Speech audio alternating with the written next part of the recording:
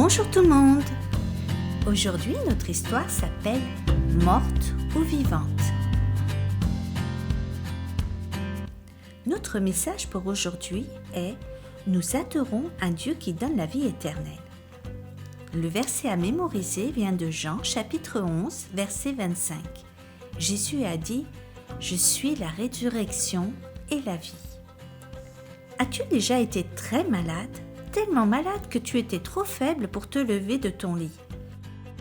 Peut-être le médecin t'a donné des médicaments ou une injection ou t'a branché à des machines pour t'aider à respirer. On va lire une histoire à propos d'une fille qui avait besoin de plus qu'un médecin pour guérir.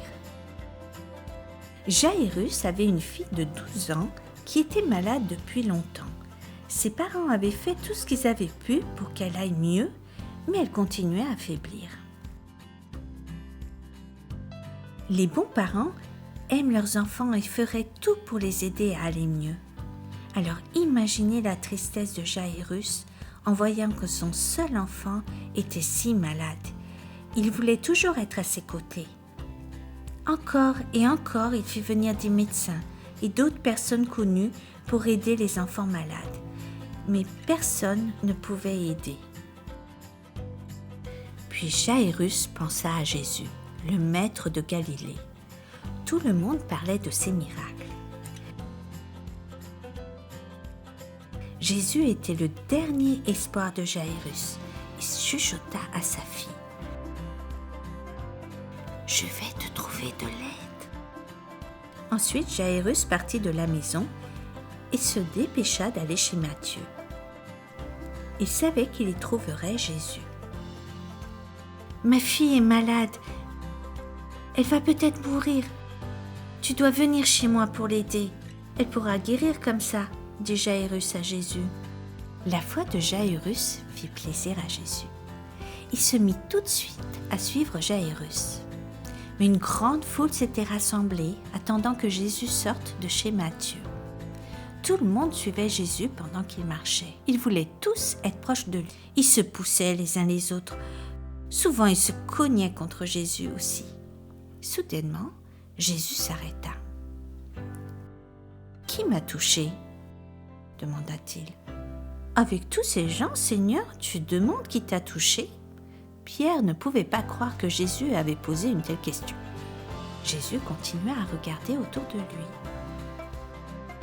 Une femme se rapprocha de lui. « C'est moi qui t'ai touché, » dit-elle, pleurant doucement. « Ça fait très longtemps que je suis malade. Ça fait 12 ans que j'essaie d'aller mieux.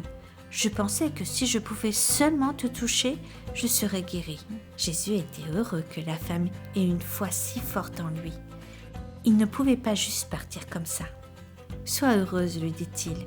Tu es guérie parce que tu as eu foi en moi. Va et profite de ta vie. »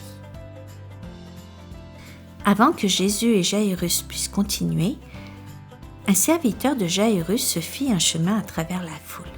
« Ça ne sert à rien de déranger le maître maintenant.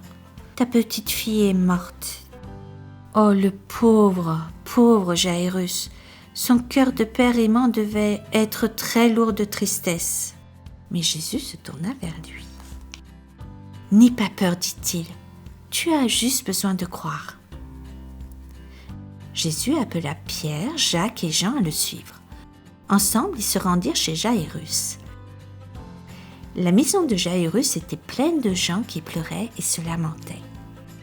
Certains d'entre eux ne connaissaient même pas Jairus, mais ils voulaient montrer qu'ils le soutenaient en pleurant avec lui. « Faites partir les gens qui pleurent, dit Jésus.